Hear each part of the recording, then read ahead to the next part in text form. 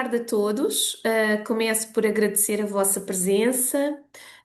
Este é um dos webinars que a Forge faz com alguma frequência. Neste caso, será no âmbito do eixo da formação e inovação pedagógica. Estes webinars, só para contextualizar, são espaços de formação que têm como objetivo promover o diálogo entre as instituições do ensino superior e neste caso, com a temática da formação e inovação pedagógica. Hoje, temos connosco dois oradores convidados, o professor Bruno Gonçalves e o professor Filipe Carvalho. Eu vou começar por apresentar os nossos convidados, depois passarei a palavra, em primeiro lugar, ao professor Bruno Gonçalves e, posteriormente, depois de fazer a sua apresentação, ao professor Filipe. E no final abriremos o debate, ao público. O professor Bruno Gonçalves é doutor em Ciências da Educação com especialidade em Tecnologia Educativa, é mestre em Tecnologias da Informação e Comunicação na Educação e Formação e licenciado em Informática de Gestão. Exerce funções de professor adjunto convidado na Escola Superior de Educação do Instituto Politécnico de Bragança. É membro integrado do Centro de Investigação em Educação Básica do Instituto Politécnico de Bragança. Dedica-se à investigação científica em vários domínios de atuação relacionados com as ciências da educação, as tecnologias educativas, a formação docente, a inclusão e a inovação digital. Já o professor Filipe Carvalho é professor do Programa de Pós-Graduação em Educação da Universidade de Estácio de Sá do Brasil, na linha de investigação em tecnologias de informação e comunicação nos processos educacionais. É coordenador do Grupo de Investigação em Educação e Cibercultura, doutor e mestre pelo Programa de Pós-Graduação em Educação da Universidade do Estado do Rio de Janeiro. Entre 2019 e 2020 foi bolseiro de doutoramento sanduíche da FAPERJ, na Universidade Complutense de Madrid, em Espanha, e bolseiro de doutoramento nota 10 da FAPERJ. Atualmente é bolseiro de pós-doutoramento do Conselho Nacional de Desenvolvimento Científico e Tecnológico da Universidade Federal do Tocantins, no Brasil. É colunista de educação na revista Horizontes, da Sociedade Brasileira de Computação e editor-gerente da revista Docência e Cibercultura. Atua como avaliador ad hoc da Associação Nacional de Pós-Graduação e Investigação em Educação. Desenvolve investigação nas áreas de educação online, formação, informática na educação, didática, diversidade e cibercultura. Portanto, feitas as apresentações dos nossos oradores, passo então a palavra ao professor Bruno Gonçalves, para começar a sua apresentação. Se quiser, professor Bruno, pode partilhar a sua apresentação. Muito obrigado. E aproveito naturalmente para cumprimentar, dar as boas tardes a todos, agradecer obviamente a presença, cumprimentar também a doutora Ana Freixo, a professora Elizabeth Cruz, do modo particular, agradecer obviamente o convite para estar aqui presente. É muito bom considerarem que a inteligência artificial realmente já faz parte das nossas vidas, é um ótimo tema para se discutir sem dúvida alguma, ainda para mais na atualidade. Uma tecnologia do presente, mas claramente uma tecnologia também do futuro. Permitam-me também estender um cumprimento também ao colega, ao professor Filipe Carvalho, da Universidade de Estácio de Sá do Brasil, e também dizer-lhe que é um privilégio estar aqui consigo. É a primeira vez, obviamente, que nos cruzamos, mas certamente será um início de tarde muito bom esta nossa partilha conjunta de conhecimento entre nós. Eu vou começar então aqui a partilhar.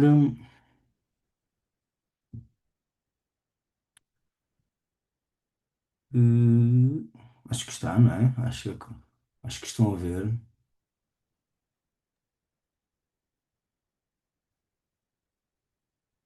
Tudo impecável, não é? Desculpem lá esta Sim. escuridão, mas isto quando se tem imensas horas por dia ao ecrã, temos que baixar um pouco a luz, porque senão é difícil para mim depois tanta exposição, está bem? Vão perdoar, mas já com problema de vista, que me inibe de ter muita luz.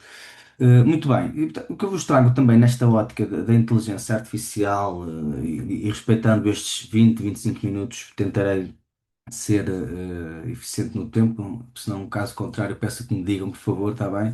Mas tentarei cumprir. Trazer-vos um pouco daquilo que é a minha perspectiva quando se fala da inteligência artificial para fins pedagógicos. Obviamente que nós, no ensino superior, eh, lidamos com diversos tipos de tecnologias, não é? Muitas delas baseadas em inteligência artificial e cada vez mais, não é? Portanto, achava que era também importante trazer-vos um pouco também da minha perspectiva da utilização deste tipo de tecnologias, não apenas para fins pedagógicos propriamente ditos, da concretização de um processo de ensino-aprendizagem, não é? Mas também do âmbito da investigação científica, que é um dos pilares, sem dúvida, se não o principal pilar do ensino superior. Portanto, não podia deixar também de trazer esta perspectiva, que não foi combinada, aliás, com o professor Filipe Carvalho, de todo, ele é testemunha, não, nem sequer falamos, portanto, ele terá um tema, eu trarei outro, de forma que se possa haver até uma discussão interessante sobre estas temáticas que nos abrangem então e atingem todos. Hum, Portanto, o objetivo também é trazer-vos um bocadinho, falar-vos um bocadinho do conceito de IA, não vos aborrecer muito com isso, mas falar-vos também da aplicação da IA na atualidade, nos diversos setores económicos da sociedade e depois transpô-la para a educação.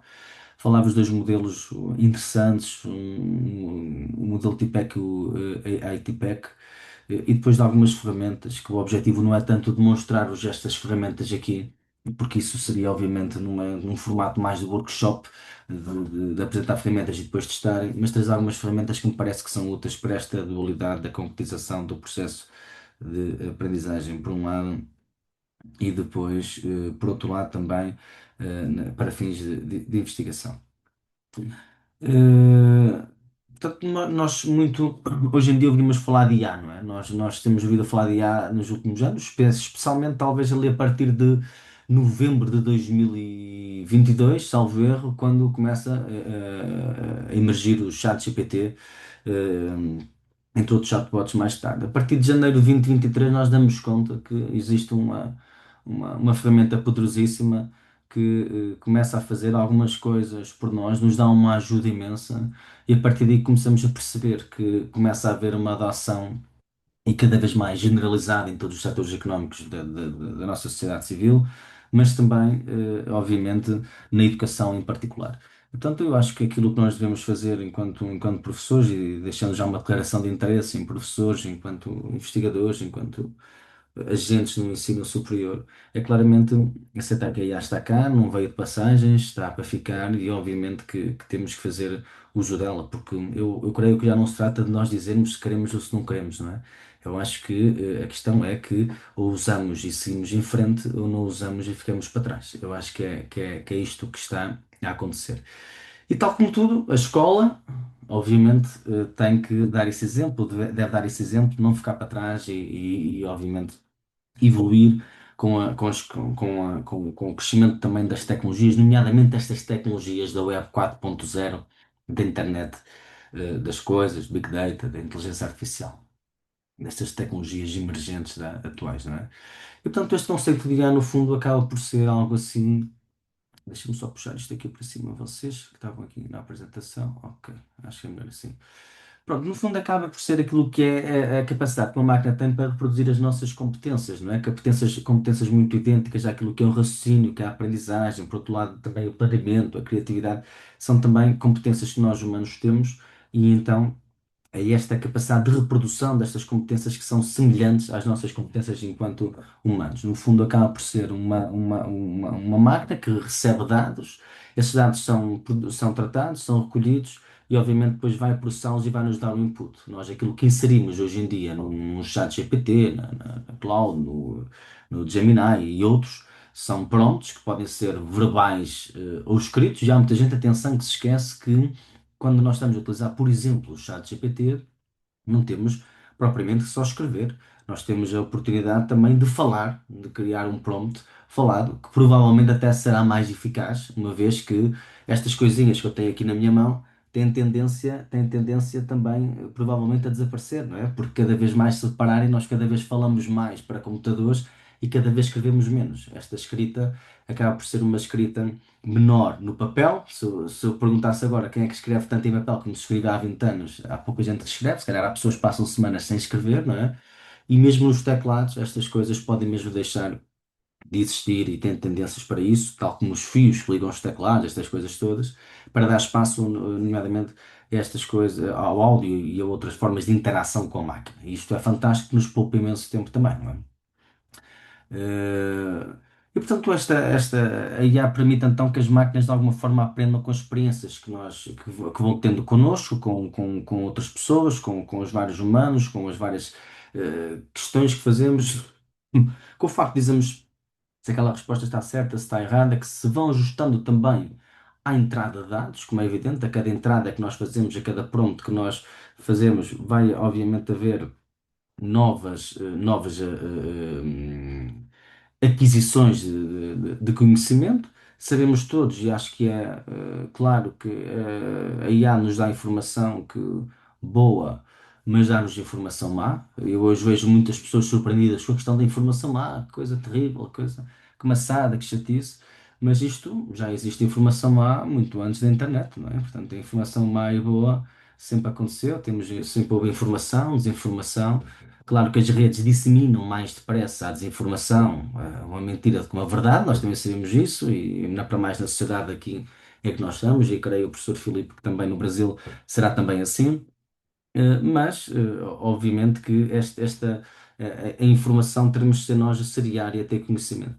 Eu de manhã até debatia com umas colegas minhas de um projeto que o problema da IA que eu acho que vai ajudar muito, claramente, aqueles que já têm produtividade, aqueles que têm literacia digital, literacia da informação, mas aqueles que não têm vai, acho eu, criar mais desigualdades perante essas pessoas. Parece a mim, porque se não tiverem essa literacia da informação, não vão conseguir distinguir aquilo que é de verdade do que é mentira e vão utilizar a IA de uma forma banal, genérica e que não os vai ajudar realmente a ter alguma evolução, alguma produtividade no trabalho.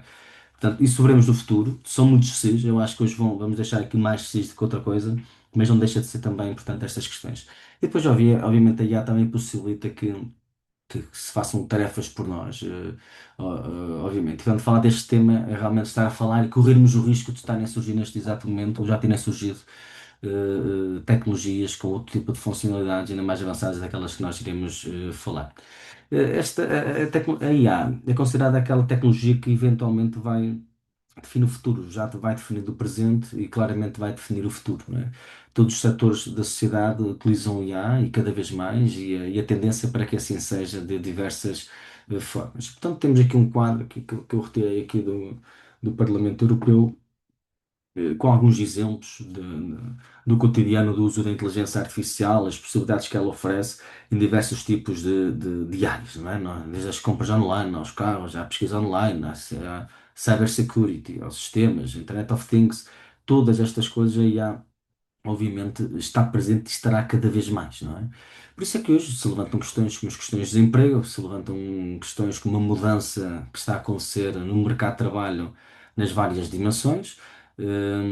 Há várias teorias sobre isso, não é? Que criará outro tipo de emprego, obviamente que poderá criar outro tipo de emprego, nomeadamente até na área do turismo, na área do lazer, porque se nós tivermos mais tempo para fazer outras coisas, obviamente vamos explorar mais áreas, vamos ter mais tempo para essas coisas, mas não é líquido que seja assim tão proporcional, que aí há o emprego que pode, de alguma forma, ser reciclado, talvez, haver alterações em determinado tipo de profissões, algumas até se agregarem, que seja, obviamente, aplicado àquilo que é também no futuro, que seja exatamente proporcional a outro tipo de emprego. Não quer dizer, o futuro dirá, não quero fazer grandes apostas, mas o dirá. Isto são alguns exemplos, então, de aplicação da IA no cotidiano. E, portanto, é óbvio que toda a indústria e a educação não foge a estas regras, que existe um conjunto de benefícios que nos traz, não é? A redução de custos é algo que as empresas veem logo claramente como uma ótica de interesse, a otimização dos vários processos, a tomada de decisões mais rápida, mais célere, não é? A própria gestão dos processos, e nós na educação bem precisávamos que diminuísse a carga burocrática associada à educação, aos processos administrativos, e que isto pudesse ser feito para nós nos dedicarmos àquilo que nós gostamos de fazer, que é investigar e provavelmente educar, ou lecionar, como quiserem, e depois a própria prevenção de riscos dentro daquilo que são os ecossistemas dessas empresas. Portanto, isto obviamente que é apelativo para toda a gente. Aliás, devo dizer que na Europa, os Estados Unidos e a China, não é? Estas grandes potências estão obviamente a investir milhares de milhões de yuanes, euros e dólares em IA, não é porque lhes apetece, é porque já perceberam que é uma forma, obviamente, de competição no mundo e de aumento da produtividade, e de aumento das suas economias e por aí fora. E, portanto, a tendência é essa nos próximos anos.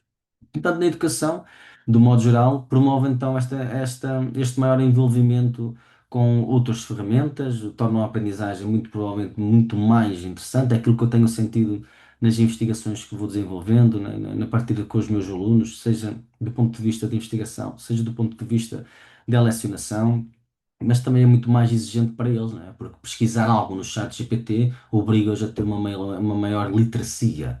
Logo, têm que estar muito melhor preparados para este acesso à informação. E esse é que é o perigo. Eu acho que o professor se situa hoje mais naquilo que é um orientador, e verdadeiramente desta vez acho que tem que ser mesmo assim, um orientador, um moderador, uma pessoa que está num processo de ensino-aprendizagem, por isso nessas funções, do que alguém que passa, obviamente, pura e simplesmente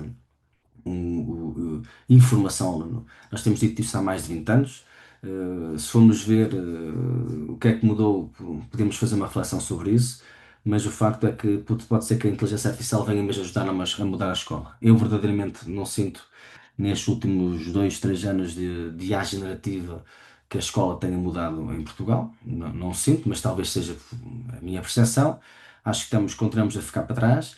E vê-se pela carga de horas que os alunos têm na escola, de aulas, e vê-se que as práticas, mudança de práticas que os professores tiveram, que nós tivemos, a quantidade de páginas que têm as sebentas, os métodos, as metodologias que utilizamos, essas coisas todas. E portanto, eu acho que ainda é preciso dar tempo para se mudar. Se a escola não mudar, eu acho que aquilo que vai acontecer é que vai ser uma escola que será meramente uma secretaria administrativa que vai emitir diplomas e pouco servirá mais do que isso. Eu lamento esta dureza, mas é a minha percepção, porque hoje há outras fontes de conhecimento e mais do que nunca em todo lado. Portanto, se o aluno tiver que ir para a escola só para conseguir um canudo, será até o momento em que a escola declara insolvência, na minha opinião. E o que se está a passar é que poderemos correr esse risco nos próximos tempos. Espero estar enganado e ser tão dramático, ok? Eh, Pronto, o acesso à informação, obviamente, ao panóplia de informação no mundo é também algo que é fantástico, o desenvolvimento de competências digitais dos vários alunos, e depois tem, obviamente, como tudo, a deslocação também dos postos de trabalho, não é? Como tínhamos falado, a dependência, sistemas tendenciosos, a falta de responsabilidade, todo este tipo de coisas são também de desvantagem, mas isto tem que se mudar ao nível da pessoa, ao nível do comportamento da pessoa. Uma pessoa que tivesse no passado usado tecnologias de forma errada, copiar como a ovelha Wikipédia, que os alunos colocariam às vezes copiar da Wikipédia e colar, é exatamente o mesmo de utilizar a inteligência artificial generativa para se copiar algo, colar e depois esperar bons resultados. Portanto, mais uma vez, é preciso termos literacia para se utilizar a IA. E, portanto, ao nível também da integração das tecnologias, há variedíssimas ferramentas que permitem uma aprendizagem muito mais personalizada, ferramentas até muitas delas gratuitas, há muitas que têm créditos e depois aquilo tem que se comprar a versão Premium ou Plus ou algo do género, mas são ferramentas que obviamente permitem a aprendizagem personalizada. Um exemplo disso é claramente ferramentas, por exemplo, para quem não sabe inglês, hoje tem acesso a artigos em inglês, em francês, colocas numa ferramenta destas e a ferramenta explica-lhes, por exemplo, de que forma está o artigo. Pode falar com o artigo em português e a ferramenta vai respondendo, vai dando citações. Há alguns exemplos dessas ferramentas, pode ser, por exemplo, o chat PDF, o chat GPT, outras ferramentas, por exemplo, que permitem fazer isso. É uma ferramenta muito boa, o C-Space, que dá para fazer revisão da literatura com autores, especialmente autores dos últimos 5 anos. entre outras ferramentas como o Perplexity e o Consensus, são exemplos desses tipos de ferramentas quando usadas com cabeça, obviamente. E, portanto, estas ferramentas não só permitem personalizar esta aprendizagem, mas permitem, obviamente, incluir, ou seja, promovem uma inclusão, a utilização destas ferramentas. Portanto, hoje em dia até se levanta a questão, será necessário no futuro aprendermos línguas? Claro que a aprendizagem de línguas é ótima para os elementos do nosso cérebro, para imensas coisas. Não estou a desvalorizar isso de todo, como é evidente. Mas será no futuro esta necessidade com este tipo de programas? Portanto, hoje em dia nós podemos citar um artigo que esteja redigido em mandarim e sem ter perceber nada de mandarim. E, portanto, isto também é ótimo, isto é inclusivo e, obviamente é bastante interessante. E depois, obviamente, preparação para o futuro, não é? As velhas TICs já estão obsoletas, se calhar era importante também que se falasse um pouco daquilo que era a inteligência artificial, mas desde cedo, desde desde talvez o primeiro ciclo, começar a explicar o que é isto da inteligência artificial, porque é que serve, para prepararmos as pessoas para um mundo novo, que é o mundo que vivemos. E depois quando estava a preparar isto, estava a ver aqui alguns impactos que isto também traz aqui na educação, não é? De algumas notícias. Cada vez mais alunos usam ferramentas de IA para estudar. Pode ser apoio ao ensino, mas há cuidados a ter. Claro que se o aluno não tiver, obviamente, literacia, vai ficar para trás, não vai conseguir compreender se lhe ensinar mal o exercício, mas se ele nunca perceber como é que pode fazer uma equação de segundo grau e se o chat GPT ou outro lhe explicar passo por passo como resolver uma equação de segundo grau, é mais uma vez uma ferramenta inclusiva. E se calhar o aluno pode ficar a perceber uma equação de segundo grau, o esquema, a forma de se resolver, através deste tipo de tecnologias sem necessidade da presença do professor. Isto são coisas, obviamente, fantásticas num país que tem problemas, por exemplo, com a matemática, não é? Por exemplo, no caso, a Estónia, por exemplo, vai ter alunos, ou já tem, aliás, alunos com conta de IA, portanto, não só podem utilizar os telemóveis, ok? Esses telemóveis são obrigatórios e já têm necessidade de ter uma conta IA associada, não é?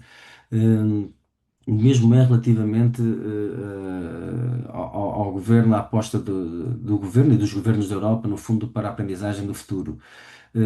E portanto temos aqui outras, os próprios BRICS têm apostado nisso, têm feito um debate sobre as políticas educativas, nomeadamente sobre a IA, não é? Portanto, reconhece no fundo que a IA é algo que não pode estar dissociada daquilo que é a investigação, de que é a educação, de que é os processos de ensino-aprendizagem, não é? E depois eu trouxe-vos aqui este modelo, há muitos de vocês devem saber qual é que é, o modelo TPEC, Technological Pedagogical Content Knowledge, e este modelo é de 2006, Michel Kohler, é um modelo que no fundo nos diz que nós temos de ter um conjunto de conhecimentos, estes 7 tipos de conhecimento eh, para integrar as tecnologias de forma eficaz no processo de ensino-aprendizagem. Portanto, diz que quando nós chegarmos a atingir este patamar, este ponto aqui no meio, que é o nosso TPEC, significa que somos detentores dos 7 tipos de conhecimento. Então, isto tudo relaciona-se dentro daquilo que é um contexto de aprendizagem.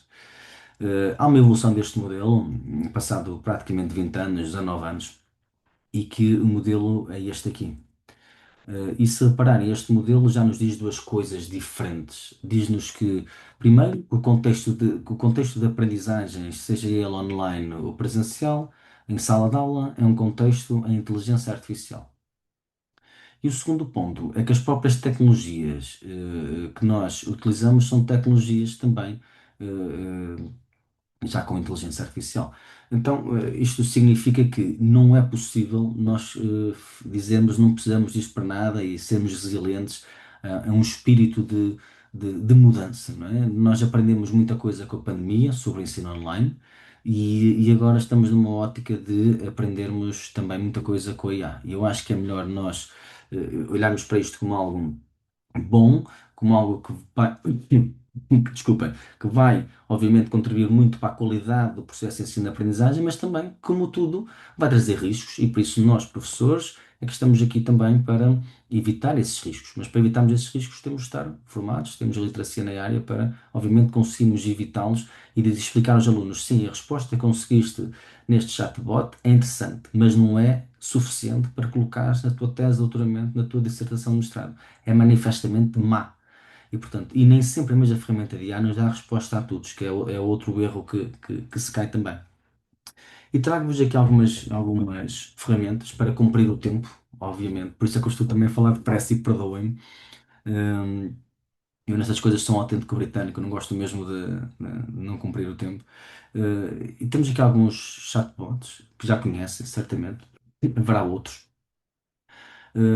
A engenharia de prompts é outra coisa também importantíssima. Não basta nós perguntarmos alguma coisa, nós temos vários tipos de prompts, alguns exemplos, prompts condicionais, prompts críticos, prompts comparativos, nos permitem comparar coisas, não é?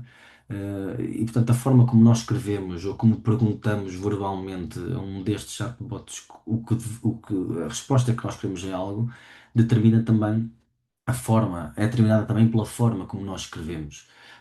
Se nós colocamos um se isto acontecer, o que é que faz a seguir? Este tipo de coisas, que é um prompt condicional, são fundamentais para que isto seja possível, de nós termos a melhor resposta. Eu não duvido, mas não duvido mesmo, que a maior parte das pessoas, à primeira resposta que lhe dá a IA, elas ficam com aquela resposta. Por uma questão, não sei, de gestão de tempo, por uma questão de confiarem na ferramenta, não faço a mínima ideia. Não me debrucei ainda muito sobre isso, mas acredito mesmo, e já deve haver investigação sobre isso, sem dúvida alguma, por aí. Talvez o professor Filipe nos consiga dizer, não sei, mas o facto é que as pessoas devem ficar muito para a primeira resposta. E eu acho que esse é um erro. O erro é nós treinarmos, obtermos a melhor resposta. Não, não é isto, não é isto, não é isto. E depois, se não traz fontes, então se calhar é melhor não aceitarmos. Tentarmos, obviamente, pensar que isto é algo que é também, não é algo que nos dá uma resposta imediata, mas tem que ser trabalhada essa resposta. E temos aqui algumas ferramentas de extração de informações. Eu depois posso partilhar esta apresentação aqui com os colegas. Elas farão chegar, se entenderem. Eu estava a falar um bocadinho do C-Space, sem dúvida alguma das melhores. Nós conseguimos encontrar vários artigos, artigos científicos, teses, tudo isso. E conseguir, obviamente, falar com esses artigos e buscar esses artigos. Estamos a falar de artigos indexados, estamos a falar de artigos, muitos deles de topo, em revistas de topo e de imensa qualidade. E sem dúvida alguma é importante. O chat PDF é uma que está também disponível online para se falar com PDF. Eu prefiro mais do que prefiro, por exemplo, o chat GPT e essas coisas. Portanto, eu tento utilizar cada ferramenta para uma área específica que eu preciso e não sempre a mesma. O mesmo aqui, ferramentas de revisão de literatura, tínhamos falado do consenso, já há muitas por aqui, consensos, Perplexity, Research Rabbit, onde é que estava outra que eu vos tinha dito? O C-Space também aparece aqui como literatura, também é fantástico. Portanto, o consenso também é muito bom, ok? Não basta, obviamente, termos estes programas estas ferramentas, mas é importante também percebermos se aquilo que ele nos dá, se é realmente verdade ou se não é. A confirmação é importantíssima. Hum, Depois, algumas ferramentas de escrita e edição académica. Temos o Grammarly, que é também, por exemplo, uma ferramenta que eu tenho instalada no meu computador.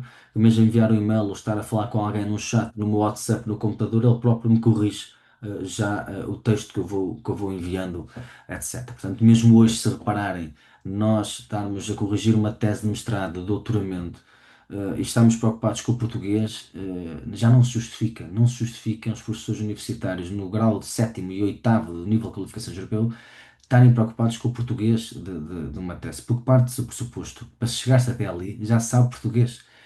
E portanto, nós perdemos muitas vezes tempo com o português, com a questão das estruturas frásicas, semânticas, sintaxe numa tese, quando devíamos estar focados na componente técnico-científica. E muitas vezes depois as coisas podem não correr muito bem, não é para nós, é para orientando, porque passamos a vida a corrigir esses erros. E tenho a certeza daquilo que eu estou a dizer neste momento, que não sou o único que penso assim, porque nós vamos tendo esses trabalhos e vamos vendo. E pronto, algumas conclusões disto, não é? Portanto, a AI é hoje uma tecnologia, obviamente, do presente, central, transversal, vai transformar, obviamente, aquilo como nós aprendemos, que vamos investigando, potencia obviamente aquilo que é a personalização e a nossa eficiência. Está reconfigurado de várias formas as nossas práticas pedagógicas, não é? Hoje, quando nós chegamos à sala de aula, vimos formas, vimos o ambiente, como é que vamos fazer numa aula 2 horas ou 3 horas. Hoje em dia, vamos estar lá com métodos positivos, isso já não resulta, não é? Não resulta já muito bem. Pelo menos no meu contexto, eu sou de informática e de educação, já não, sinto que não resulta, especialmente em aulas teóricas, Portanto, exige obviamente as questões éticas, as questões críticas, não é? As questões também de privacidade, de responsabilidade, mas isto obviamente é transversal não só aos alunos, mas a nós todos, não é? São alguns dos contributos que eu também eh, queria deixar aqui. E depois, obviamente, que aquilo que é a a inovação educativa passa sempre por integrar IA de uma forma consciente, não é? E, portanto, nós se tivermos a certeza que aquilo que está lá escrito está bem, então podemos utilizar. Podemos utilizar a IA para nos ajudar a ser mais produtivos. Mas, por outro lado, se aquilo que nos dá restas, há dúvidas, não tem autores, não tem isto, não tem aquilo, então realmente é de difícil, sei lá, de utilização, porque se nós vamos utilizar aquele texto, se por algum motivo o texto não estiver correto, ou se nós tivermos dúvidas sobre aquilo, então se calhar o melhor é parar a pesquisa e fazer outra até encontrar a melhor. E este é o desafio. Portanto, a IA pode nos dar mais produtividade, mas temos que claramente ter mais capacidade de olharmos para a informação, vermos qual é a melhor, qual é a pior, e por isso temos que ter literacia da informação, e por outro lado, perceber que nem sempre aquela tecnologia de IA nos dá respostas a tudo, e que temos uma panóplia de centenas de milhares de ferramentas de IA.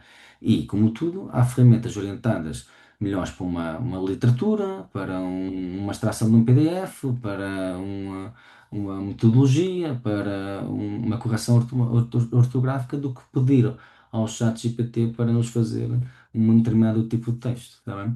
Portanto, é este o meu contributo, tentando poupar o tempo, para que não roube tempo ao professor também Filipe Carvalho, está bem? Depois, qualquer dúvida, acho que é no final das sessões podemos também esclarecer algumas dúvidas e também debater um pouco sobre aquilo. E aqui está. Professora Anabela, muito obrigada pela moderação e até já. Muito obrigada, professor Bruno Gonçalves, pela exposição clara e pela pertinência da temática abordada. No final, então, colocaremos todas as questões, sobre este tema que, de facto, que é um desafio nos dias de hoje, não só ao nível do ensino, mas também na área da investigação. Passo agora, então, a palavra ao professor Filipe Carvalho para fazer a sua apresentação.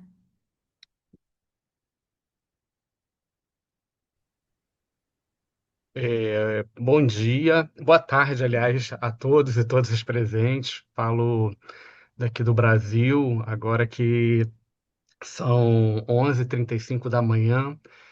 É um prazer enorme estar conversando com vocês sobre essa temática, né? Muitas das coisas que o Bruno expôs, acabou de trazer para a gente, né? Ajuda a gente a pensar essa educação no nosso presente. Que educação é essa, né? Que vem sendo reconfigurada desde o final de 2022, sobretudo com o fenômeno da inteligência artificial generativa, como, por exemplo, o uso do ChatGPT, que atualmente o maior fenômeno da internet, né?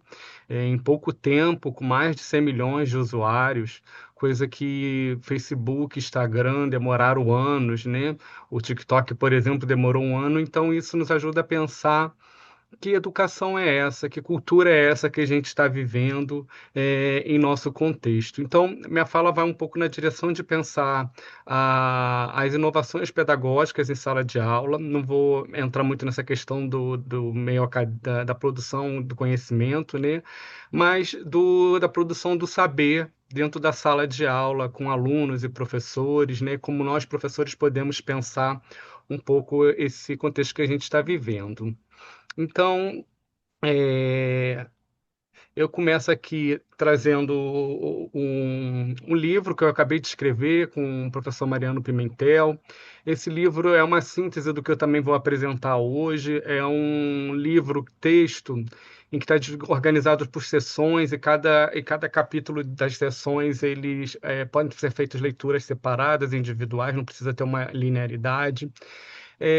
São escritas de dilemas, inquietações, vivências, práticas, que a gente desenvolveu com os alunos e professores ao longo desses últimos 3 anos, sobretudo pensando nessa questão da IA generativa e seus desdobramentos, né, no processo de ensinar, no nosso contexto. Então, aqui a gente tem pensado a IA no uso universitário, mas também no próprio campo da educação básica, né? Para aprender, escrever, ensinar, pesquisar, imaginar. Então, hoje eu vou focar um pouco mais nessa última discussão, que é para imaginar, né, como a gente pode estar mobilizando essa tecnologia especificamente para a gente produzir coisas, pensar uma educação crítica, uma literacia, né,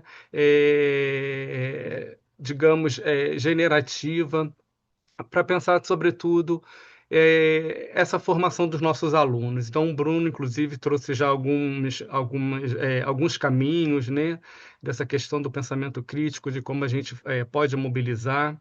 Então, um pouco alinhado com o que ele discutiu aqui, eu vou focar nessa questão de como a gente pode imaginar. Quando a gente teve acesso a essa tecnologia e a generativa, eu e o professor Mariano Pimentel, tivemos alguns dilemas, né? O que a gente vai fazer agora? O que será da educação? E fizemos um mergulho nas práticas, dos alunos para entender como eles estavam mobilizando essa tecnologia. E também começamos a fazer um uso intensivo para pensar, nas nossas próprias práticas enquanto formadores. E ao fazer esse mergulho, a gente encontrou duas concepções ontológicas da IA generativa. A primeira, da IA generativa como uma interlocutora, né?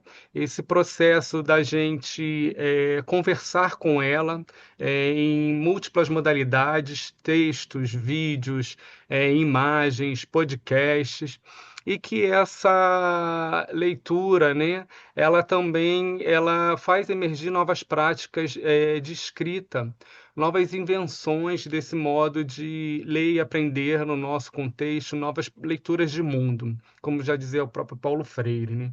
Uma outra concepção ontológica que a gente acompanhou e inclusive teorizamos no texto é sobre a questão do uso da IA generativa como coautora, né? Numa autoria híbrida, a partir de um prompt, de uma escrita comandada, de idas e vindas, né, de elaboração, para pensar esse saber que é construído dentro da sala de aula, né? Entre professores, alunos e também no próprio meio acadêmico. Então, essas duas concepções ontológicas foram que a gente tem que são algumas das ideias que a gente tem se debruçado para pensar especificamente essa questão da didática, da pedagogia, das práticas educativas no nosso presente.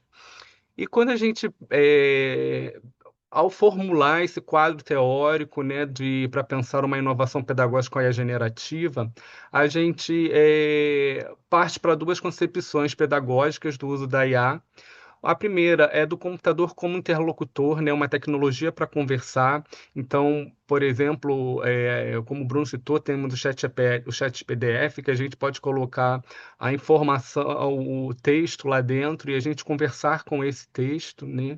Assim como a gente tem observado também os próprios jovens utilizando diversos tipos de IA para conversar com essa tecnologia.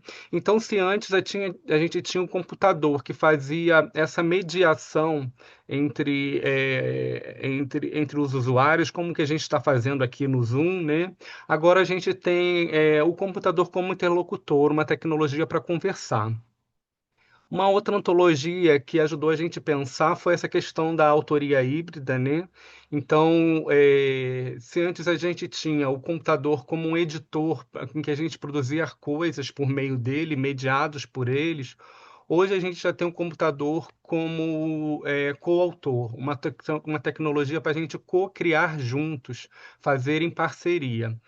Por outro lado, nós temos um problema que a IA generativa ele tem esse potencial de se transformar o computador com uma máquina de ensinar.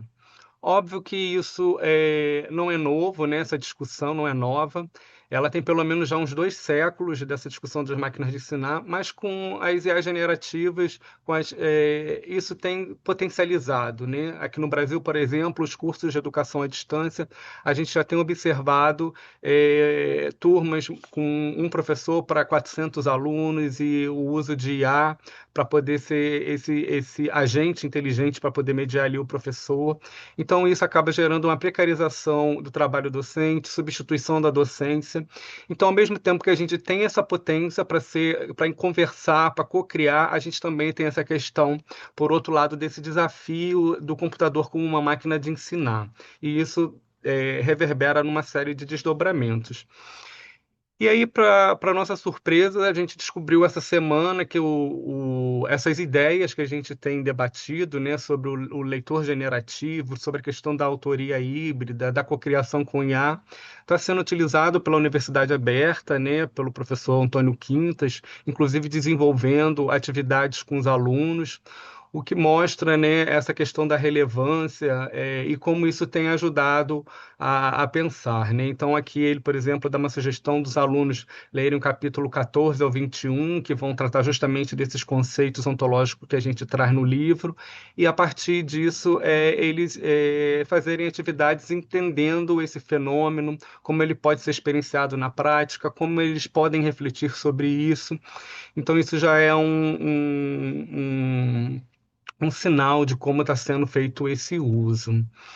E aqui a gente tem essa ideia que eu trouxe, né? Então, lá na década de 90, né, o Armando Valente ele já trazia essa discussão das diferentes usos do computador, inicialmente como uma máquina de ensinar, ou seja, muito voltado para aquela ideia do ensino tecnicista, né, de recuperar a informação anterior do que o professor já deu. Depois a gente tem a implementação dos editores, né? Então a gente tem um editor de texto, de imagem, para produção de tabela, gráficos. Em seguida, com a expansão da rede, né, da conexão da internet, a gente já tem o computador como um comunicador, né, como meio de interação social. E agora, mais recente, a gente tem o computador como coautor e como um conversador. Então, essa ideia, né, de pensar a IA generativa como coautora, ela é polêmica, mas a gente tem pensado que é possível, né, porque a gente tem uma ideia, a gente produz um prompt, por isso que a importância da literacia, da pedagogia do prompt, para poder apoiar esse aluno, esse formador, a saber manipular bem, né, essa produção desse comando. Então, a gente solicitando um texto, uma imagem, o conteúdo gerado, a gente lê ali o que a IA produziu, a gente pode concordar, discordar, pedir edições, fazer novo prompt, né? Ou então variações desse prompt. E aí essa informação volta novamente para a gente assimila, reflete, reformula ela. Então é um processo intenso de idas e vindas. E aqui é justamente onde que está o desafio da nossa formação, né? Dos alunos não entregarem suas vozes e mentes para a IA, mas fazer em parceria com elas, inclusive citando em seus trabalhos com a IA. Então eu tenho realizado, pedido aos meus alunos, já no primeiro encontro com eles, entendendo que eles vão fazer uso da IA, e a partir desse entendimento eu começo a fazer intervenções em sala de aula. E aqui, como eu disse, eu vou trazer alguns exemplos práticos de como a gente pode usar a IA para imaginar, né? Então, desde para criar imagem com infográfico, retocar imagem, analisar uma imagem, criar vídeos. Recentemente, o ChatGPT abriu essa possibilidade da gente iniciar um chat em grupo, né? Então, você pode ir lá no canto direito da tela, pedir para ele iniciar um chat, ele vai copiar, ele vai criar um link. A gente pode copiar esse link e compartilhar ele com nossos alunos ou com colegas professores. No caso, o que eu trago hoje aqui é uma atividade que eu estava desenvolvendo juntamente, perdão, com outros colegas professores de outras instituições. A gente dá a mesma disciplina, então a gente pensou numa aula sobre interatividade. Então, criamos esse grupo, entramos 3 professores ao mesmo tempo para discutir os binômios da interatividade, né? Então, a gente estava muito interessado na produção dessa aula, sobretudo como fosse uma aula lúdica, com jogos. Então, cada um tinha uma ideia, e aí a gente falou assim: não, vamos aqui no bate-papo, vamos pedir a IA para ver o que que ela pode nos ajudar. Então, a gente pediu para ela criar um jogo, né, praticando os conceitos principais que vão ser abordados nessa aula, que era sobre interatividade. E aí ele nos deu, né, esse jogo, né, com objetivo, com público, né, no caso aqui é reconhecer os binômios da prática, refletir sobre ele em sala de aula. Aí o público ele dá opções de trabalhar no ensino fundamental, médio nas licenciaturas.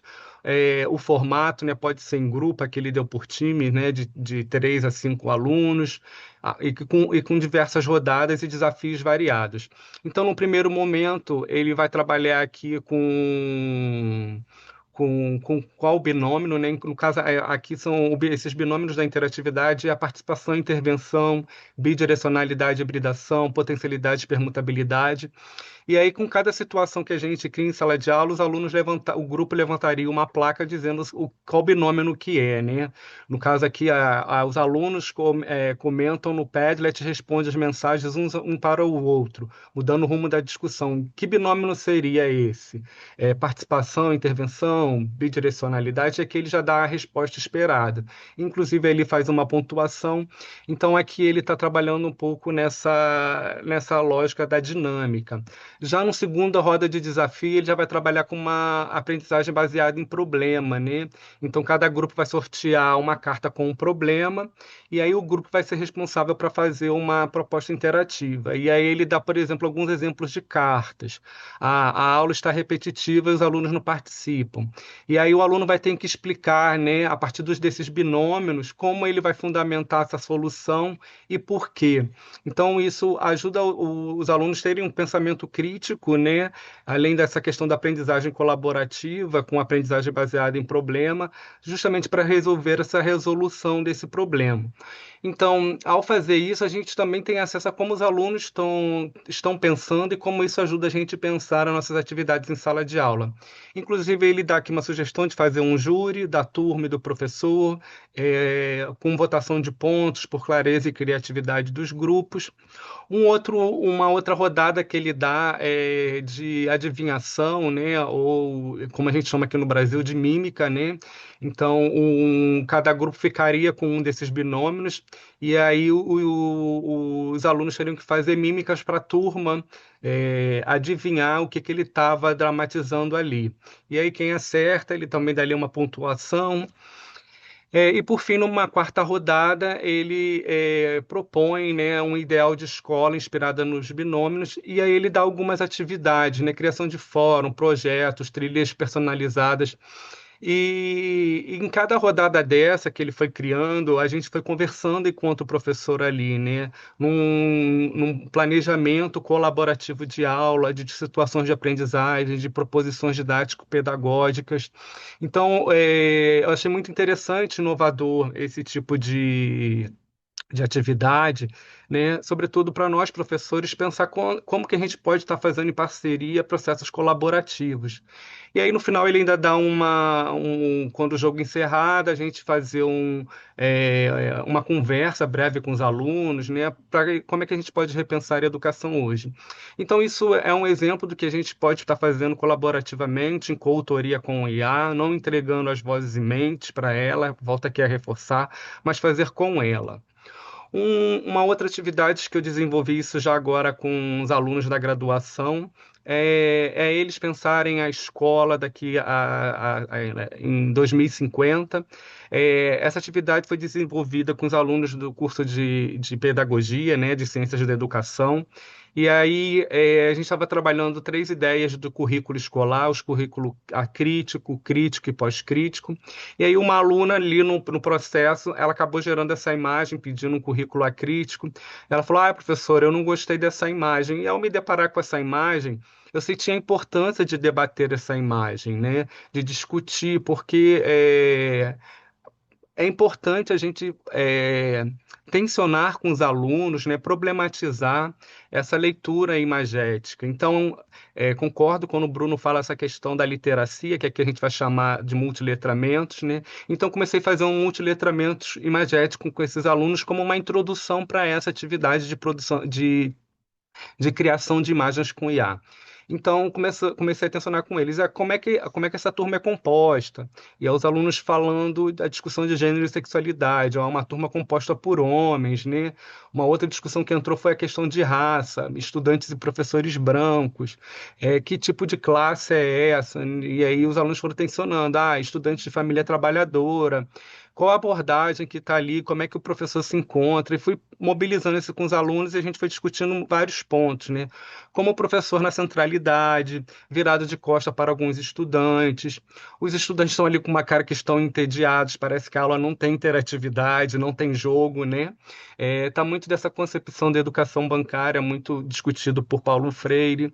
Então, por outro lado, eles destacaram também essa questão da aula expositiva, do falar ditar do professor, sem interatividade. A questão também do material didático precário, uma sala de aula fechada, sem ventilação e com pouca luz, e o imobiliário da sala de aula inadequado. Então, repare que numa imagem que até então para a aluna era muito simples e que ela não gostou, a gente levantou diversos pontos, né? E esses pontos foram fundamentais para elas fazerem essa atividade mais para frente, né? Para elas aprimorarem esse prompt. Então, por isso que eu tenho intencionado cada vez mais que a gente precisa mobilizar essa criticidade juntamente com a criatividade. E aí aqui a gente já tem um trabalho de um grupo, né, de alunas que elas colocaram, faço uma imagem de um aluno em 2050 tendo aula de português no pátio da escola. E aí a gente tensionou essa imagem também, que as alunas ficaram falando, professor, essa imagem parece que os alunos estão no shopping center, não estão dentro da sala de aula, né? Eu falei, pois é. E aí qual era a ideia dessa atividade? Dos alunos, no primeiro momento, criar a cena da imagem, então fizemos toda uma discussão de como é que seria essa cena, em que contexto, e após a primeira imagem gerada pela IA, qual era a intervenção que a gente poderia fazer nessa imagem. Então, já na segunda imagem, elas sentiram falta de fazer uma sala de aula mais diversa, né? Então, elas pediram para adicionar alunos indígenas, pessoas com deficiência. Então, aqui a gente já vê uma outra configuração, né? Aluno cadeirante, negro, mulheres estudando. Então, foi muito interessante esse exercício de promover esse pensamento crítico, de fazer essa literacia imagética, né, com elas e depois elas refazerem novamente como uma forma de promover essa criatividade ética, estética e política, né? Aí vocês devem estar me perguntando, afinal, o que é autoria, né? Então a gente tem entendido a autoria em três acepções: a condição de um autor, né? Não só mais da pessoa, mas do ser, que pode ser também ali a imagem, a IA como um ser humano, como um agente. Então, por exemplo, que criou alguma coisa, de quem é a autoria deste artigo, ou então como um processo de criação, discutimos muito durante a autoria do artigo, ou um produto criado, né? Após muitas discussões chegamos a esta autoria. Então, a gente tem entendido que a autoria é essa manifestação do pensamento pelo sujeito, pelo ser que se realiza por meio da elaboração de uma nova obra. Texto, imagem, diagrama, animação, enfim, dá uma infinita possibilidade a gente estar produzindo em sala de aula. Mas também o que não é autoria, né? Essa questão do plágio, de copiar obras de outras pessoas, e a pré-autoria, que é uma releitura da obra sem muita intervenção. Então a gente tem pensado essa autoria dentro de uma perspectiva crítica e transformadora, né? Ou seja, fazer uma análise crítica, tomar uma decisão, fazer um estudo de caso, ou então uma autoria criadora, né? Que é a criação, que é a edição de novos artefatos, documentos, vídeos, como a gente fez agora com a imagem. Foi interessante que após essas oficinas, as alunas começaram a criar podcasts e vídeos sobre os textos das salas de aula, porque muitas delas ficavam quase 3 horas no trânsito para chegar na universidade. Então eram que algumas moram em outros municípios, né? Então para chegar no município do Rio de Janeiro tem esse deslocamento, o trânsito muito intenso e elas começaram a produzir. Isso já é um dado bem interessante de como elas estão fazendo esse processo de leitura e escrita. Um outro exemplo que eu vou trazer aqui também é do computador como um conversador, né, que a gente tem agora visto esse novo fenômeno. Então, a gente tem uma dúvida, uma curiosidade, pergunta para a IA generativa, ela nos fornece uma resposta e tem esse processo de assimilação, reflexão. A gente faz outra pergunta, reformula esse prompt, e cada vez mais eu tenho visto esse tipo de prática em sala de aula.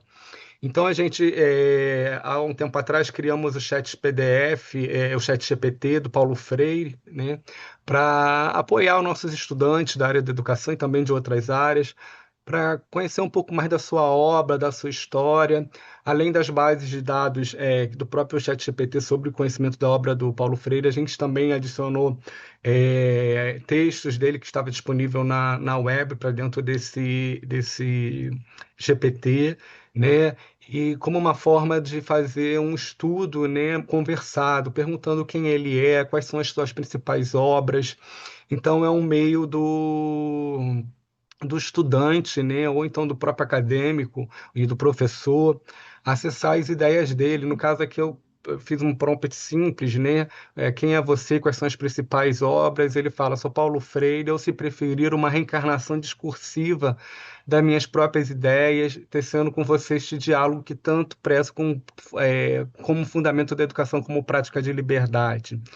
E aí ele destaca também, ó, desde muito cedo, compreendi que educar é um ato profundamente político, escrevi a pedagogia do oprimido.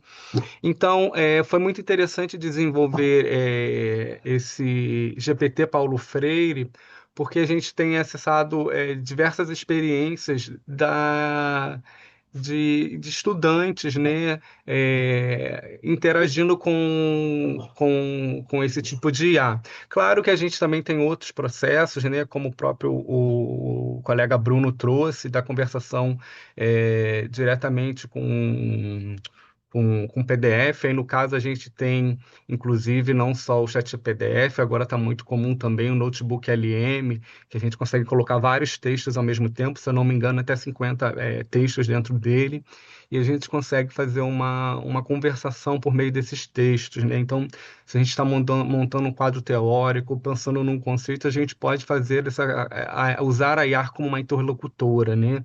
Se a gente entende que um dos processos educacionais que a gente tem que é fundante é a conversa, né? A gente tem agora um agente, a IA como um agente conversador para pensar nossas próprias práticas.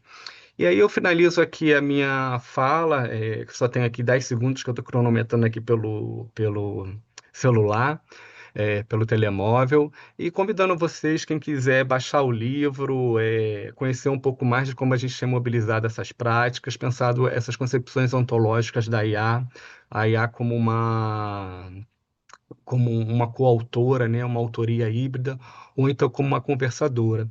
E agradeço vocês pela oportunidade de estar aqui compartilhando um pouco do que eu tenho produzido, feito em termos teóricos e práticos com os estudantes, na graduação e na pós-graduação.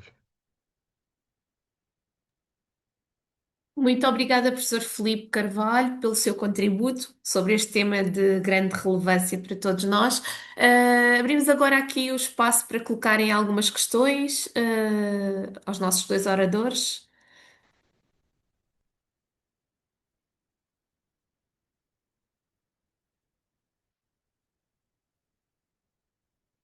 Alguém que queira colocar alguma questão?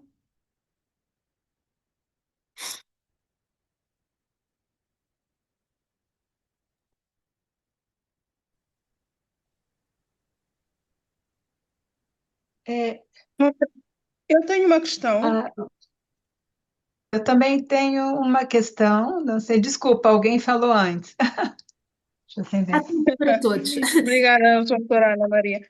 Olha, eu como vou ter que entrar para uma outra reunião, primeiro dar os parabéns aqui aos apresentadores pelas duas excelentes apresentações. Mas quando eu estava a ouvir a apresentação do colega do Instituto de Bragança, do Politécnico de Bragança, que falava sobre a questão da coautoria e da utilização das inteligências artificiais regenerativas para nos auxiliar na revisão da literatura e na própria escrita científica. A minha questão vai na linha de até onde nós podemos ir para que ainda consideramos que aquele trabalho é nosso e não um plágio. Muito obrigada. Eh, Não sei se fui Olá, claro. Sónia. Professor Sónia, obrigado. Eu creio que da autoria, com a autoria falou o professor Filipe Carvalho. Deve estar, foi ele que falou de coautoria, de forma que eu vou passar aqui ao professor Filipe. Acho que se enganou. Sim, é o professor Filipe é que falou da É, autoria e é. coautoria. Então, Sônia, como eu conversei com vocês aqui, o ideal é a gente já no primeiro momento de sala de aula, a gente a partir dessa ideia de que os alunos estão usando, né? Então, tem vários relatórios da Unesco, de diversos ministérios de educação, secretarias de educação, mostrando esse uso intensivo. Aqui no Brasil, por exemplo, a gente já chegou a um nível de 85% dos alunos universitários e escola básicas usando IA. Então, eu parto já no primeiro dia de aula dessa discussão. Hoje a gente já tem algumas alternativas, né? Por exemplo, o manual APA já indica para a gente o que a gente usou a IA, para quê, né? E como. Se vocês me permitirem, eu posso compartilhar a tela de como está sendo citado isso pelo manual APA? Sim, Que sim. aí, que aí eu acho que ajuda a desmistificar. Vou botar aqui rapidamente, só um segundo, que aí eu ajudo a colega Sônia, que como é mais visual. Então, por exemplo, o manual APA, ele fala se a gente fizer algum uso de IA, como é que a gente vai citar, né? Então, a gente primeiro inicia com o nome da empresa, porque muitas das vezes uma empresa de inteligência artificial generativa, ela tem mais de uma inteligência dentro dela, né? O que que foi pesquisado, aqui no caso ele dá um exemplo, a autoexploração psicanalista. Qual foi o tipo de IA, no caso aqui o ChatGPT, quando foi feita essa consulta e o link. Cada prompt que a gente faz, ele gera um link. Então, eu tenho solicitado aos meus alunos que todas as vezes que eles forem fazer o uso, eles disponibilizem o link, recuperado esse quadro foi feito apoiado pela IA, encontra-se disponível, porque é um meio da gente acessar e saber de onde que está esse limite ético, se está para plágio, se entregou sua mente e vozes para IA, ou se está num processo de coautoria, numa coisa híbrida entre humano e IA. Por outro lado, a gente já tem algumas recomendações das próprias instituições aqui no Brasil, nas universidades, alguns guias falando como é que pode ser feito, o que deve, como deve ser feito e de que maneira, se é para fazer revisão da língua portuguesa, se é feito para uma revisão de literatura. Então, como a gente ainda está muito nesse início, né? A gente está tendo toda essa demanda de guia, de educar os alunos para IA. E aí, inclusive, aqui a gente já tem, por exemplo, nos modelos de teses e dissertações, um espaço para o aluno colocar ali o que ele foi feito com IA. Eu acho que com o passar dos anos isso tende a desaparecer, porque é como se a gente estivesse falando, eu usei a internet para fazer pesquisa, né? Mas como a gente está diante de um fenômeno muito recente, a gente realmente precisa tomar essas ações como uma forma da gente educar esse aluno, mostrando até que limite ele pode estar usando, não para plágio, né, mas para ajudar ele a pensar nesse processo de construção. Então, esses são alguns dos limites e alguns dos desafios que a gente tem para essa formação, sobretudo nessa ideia dessa autoria junto com a IA. Claro que quando você assina lá o ChatGPT ou outra IA, elas falam que o conteúdo é de responsabilidade do usuário. Só que aqui no Brasil a gente já tem uma regulamentação que diz que não. O conteúdo é também das empresas, né? Então, a gente teve agora recente um debate sobre a questão das responsabilidades das redes sociais, porque antes entendia-se que só o usuário era responsável pelo conteúdo. E agora não, o nosso órgão máximo aqui, que é o Supremo Tribunal Federal, entenderam que não, que as redes sociais também têm essa responsabilidade, uma vez que propaga esse conteúdo.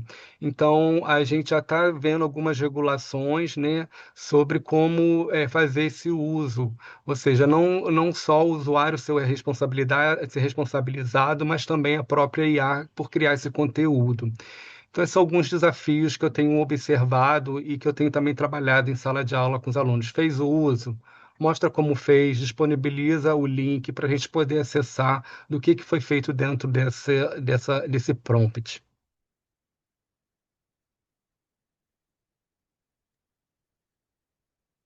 Obrigada, professor Filipe. Penso que a professora Ana Maria Albuquerque também tinha uma questão para colocar. Mas era uma questão muito próxima do que a professora Sônia Semedo já apresentou. E me senti bem contemplada com a resposta do Felipe, né, assim, do como passar desse limiar, né, da autoria e mostrar o trabalho, né, que foi feito, o uso que foi feito, a transparência no uso da IA, que eu acho que é um ponto muito importante, e o que eu venho, pelo menos orientando o meu grupo de estudantes é que se eu utilizo a IA, por exemplo, para uma revisão de literatura, Felipe, obviamente, vai me facilitar, porque do trabalho que nós tínhamos que fazer antes, né, que era exaustivo, quando era praticamente manual, você imagina o tempo nisso, e você hoje tem uma IA que facilita muito a localização de textos e tal, então, para que é isso? Para ampliar o tempo dedicado à análise. Então, capacidade crítica, argumento, uma leitura crítica da literatura, você tem um tempo maior para isso, né? E como a IA talvez possa te ajudar, mas sem perder essa capacidade própria. Só uma questão de pano de fundo, não é o foco agora. Eu acho que a apresentação foi muito boa no sentido de mostrar o quanto avançamos. Nesse sentido, aí a gente sai daquela questão básica pode, não pode, né? Então, acho que já avançamos muito e isso é bem interessante. No caso do Brasil, o que me preocupa um pouco mais é a desigualdade que a gente tem até na infraestrutura, como pano de fundo nas escolas, e aí um receio de que isso vá aprofundar, né? Porque você precisa de um laboratório de informática, acesso, rede, nas escolas, até nas instituições de ensino superior, né? Não são todas que têm a mesma infraestrutura. É só uma questão que me veio em pano de fundo é que eu olho para a minha instituição, olhei os seus exemplos e gostaria muito de avançar em algumas atividades, mas eu esbarro muitas vezes em problemas de infraestrutura, infelizmente. Posso Era só, comentar rapidinho? Ah, claro desculpa, que Ana. não, Ana, obrigada. Era só uma questão de pano de fundo que não é exatamente o foco, né? Perdão. não, eu acho perfeito o que você colocou, e concordo. A gente tem essa questão da infraestrutura e a gente tem dois desafios aí. A tendência é a desigualdade aumentar, porque quem tem condições, né, financeiras, famílias mais abastadas, vão pagar uma tecnologia de IA mais avançada. Então, o aluno vai ter o acesso a um conhecimento mais avançado, de ponta, né, com menos alucinações. Então, enquanto que o aluno que não tem, né, que usa por exemplo, o ChatGPT da versão não paga, vai estar um pouco de desvantagem, né? E isso já tem, inclusive, os dados do Enem, que, por exemplo, o Enem o Enem aqui é o Exame Nacional do Ensino Médio que dá acesso à universidade. E que o ChatGPT, as versões pagas, acertaram 98% das provas, né? Então, aquele aluno que a família tem condições de investir vai ter um acesso melhor. E ainda sobre essa questão da infraestrutura, conversava com professores de uma rede aqui, daqui do Rio, que não tem nenhuma infraestrutura, e a professora comentou assim, num dado momento, mas não tem infraestrutura, não vou conversar sobre inteligência artificial generativa. Eu falei, pelo contrário, a gente tem que falar que essas coisas existem, que elas estão aí, que amanhã depois esses alunos vão procurar, porque eles vão também estar dentro de um campo de trabalho em que muitas das vezes vai exigir essa competência, essa literacia para usar essa IA. E se a gente parte da ideia que o direito à educação, o direito ao conhecimento é um direito humano fundamental, inclusive nas cartas da Unesco, a gente não pode se privar de falar que essas coisas existem, por mais que a gente não tenha infraestrutura, porque esses alunos precisam acessar. Quantos de nós compartilhamos conhecimento em sala de aula e que esse aluno não tem acesso a esse conhecimento, como ele foi produzido, mas ele tem esse acesso? Então, a gente tem esses dois desafios, né, da infraestrutura e, ao mesmo tempo, informar que essas coisas estão aí. Infelizmente, a gente ainda vai ver essa questão da desigualdade se acentuar um pouco mais. Obrigada, Felipe, eu concordo e me sinto bem contemplada também com a tua resposta, instigada a pensar, né? Não pensar na IA generativa no sentido de acirrar competitividade, né? Mas aí no nosso papel, né, de educadores e pensando políticas de educação, como a gente pode pensar uma IA generativa até para uma escola mais justa, né? No direito, do direito à educação, que é o direito a aprender, né, com justiça social e qualidade. Obrigada. Muito obrigada. Mais alguém queira colocar alguma questão? Se calhar vou também aproveitar para fazer aqui um breve comentário e agradecimento pelas duas apresentações que foram excelentes e complementares, de certa forma. Penso que realmente foram aqui focados alguns dos aspectos mais relevantes daquilo que nos coloca hoje em dia à reflexão, não é? E deixo aqui, se calhar, em jeito de questão ou comentário, para os dois que quiserem responder-me aqui uma das questões que mais me preocupa e como é que nós conseguimos desenvolver o pensamento crítico dos estudantes, não é? Para a utilização da inteligência artificial generativa de forma responsável, não é? Porque aqui a grande questão que se coloca é não deixá-los também à vontade a utilizar, mas sim dar-lhes algumas diretrizes que eles muitas vezes não têm ainda, não é? E até nós próprios temos que refletir sobre elas. Como é que vêem esta questão? E se calhar colocava aqui a questão aos dois, de certa forma. Obrigada. Ok, então se calhar começo eu.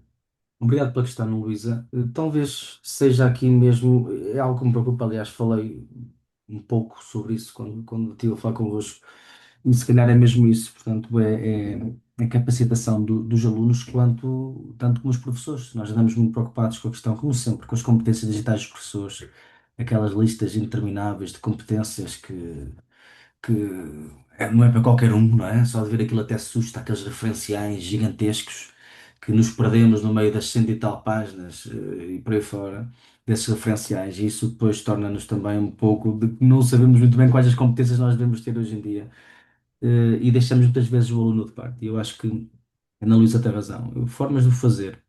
Talvez seja a partir da capacitação da própria sala de aula. Pedir mesmo aos alunos, aos estudantes, que sejam os próprios a pesquisar e que depois comparem uma pesquisa na inteligência artificial e vão comparar, por exemplo, com um autor. Se eles encontrarem um autor numa revisão de literatura que lhes diz algo sobre uma metodologia de estudo de caso, por exemplo, o Stake ou o Win ou algo do género, então se calhar é bom que visitem também os artigos desses autores, um livro, e comparem se aquilo que a guia diz é verdade com aquilo que o livro diz. Outro exemplo que eu costumo dar é quando chegam orientando ao pé de mim. Tenho aqui a estrutura da minha tese.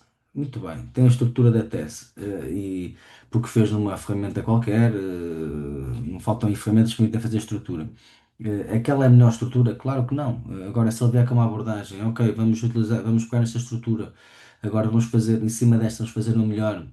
A opinião do orientando, a ajuda da IA, que já utilizou, a ajuda do professor também, ou seja, pegar aquela estrutura e fazê-la corresponder às verdadeiras necessidades do seu tema, isso tudo bem. Portanto, eu acho que é através muito daquilo que são os processos de ensino-aprendizagem. E há um erro muito grande, que é pensar que o aluno, para ganhar competências em IA, tem que ser na aula de informática. Isto é errado. Isto é errado, porque já não há nenhuma área que não se baseie no digital para se ensinar, para haver a aprendizagem. Portanto, isto tem que ser em todas as disciplinas que o aluno tem. Tem que ser através de ofertas também de escola para a sua própria formação do aluno. Que não sou a falar nisso, sou só a falar da formação de professores, como eu estava a dizer há instantes. Eh, da própria utilização, de darmos várias ferramentas aos alunos para eles saberem qual é que há de ser a melhor que podem utilizar.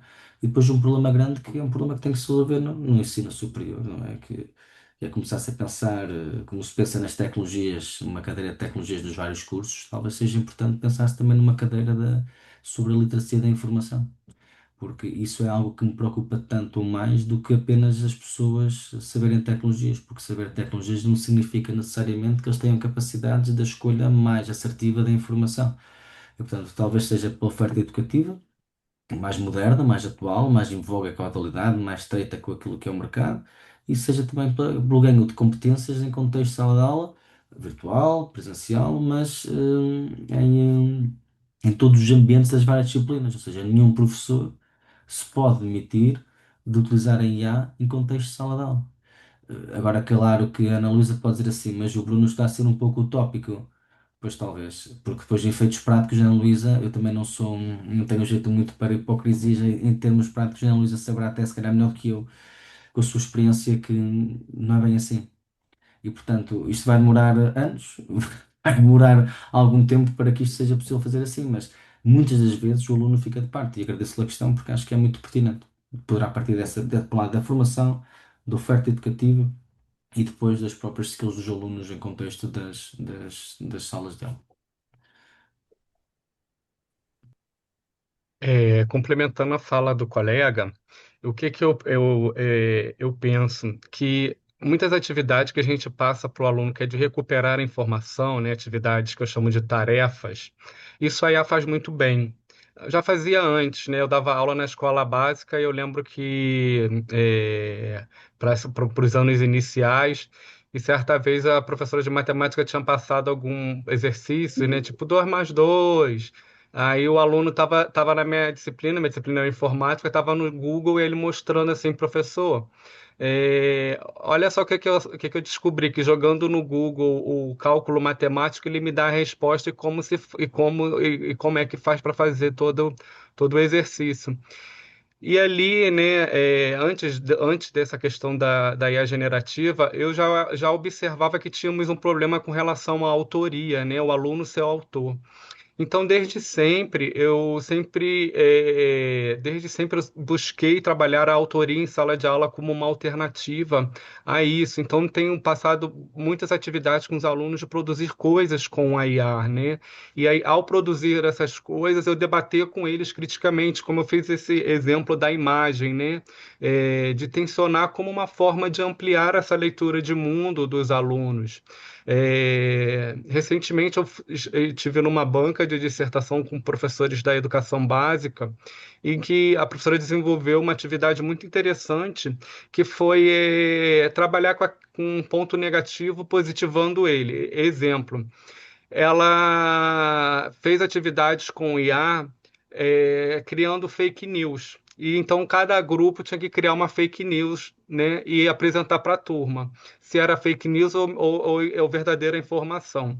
E aí no final todos os grupos expuseram essa atividade e aí ela começou a tensionar com eles essa questão da informação na rede, como é fácil de ser manipulado, como qualquer pessoa pode criar essa informação. Então, a gente tem assim, algumas alternativas, algumas práticas para a gente pensar esse uso crítico, né? Então, a professora ela se apropriou daquilo que tem na cultura digital, o que está acontecendo, né? Essas deepfakes, essa pandemia de desinformação que a gente está vivendo, se apropriou disso e trouxe para dentro da sala de aula.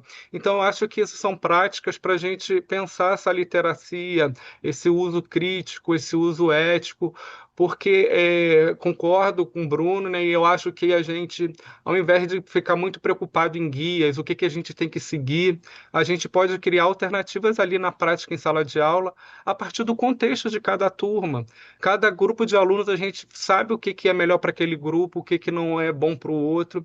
Então eu tive acesso a algumas dessas práticas, né, e ao mesmo tempo tenho promovido essa educação para a autoria, que eu acho que é uma coisa muito cara para a gente, né? Do aluno se sentir autor de sua própria prática, de mobilizar a sua criatividade, seu pensamento crítico, uma escuta atenta quando ele está ali com um grupo, negociando, que é uma coisa fundamental que hoje em dia a gente tem visto cada vez mais, os alunos com dificuldade de dialogar um com os outros, né?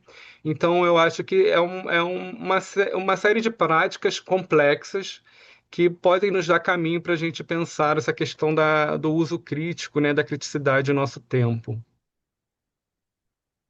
Muito obrigada aos dois. Obrigada. Não sei se há mais alguma questão. Também já estamos aí no nosso tempo. Bem, se não existem mais questões, e uma vez que estamos já com o tempo previsto, agradeço em nome da Forge e do eixo da formação e inovação pedagógica aos nossos convidados, a todos os participantes que estiveram presentes nesta sessão.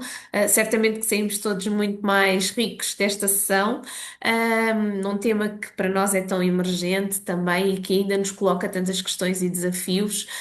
Muito obrigada a todos, muito boa tarde, e até um próximo webinar. Obrigada. Obrigado. Obrigada. Obrigada a todos.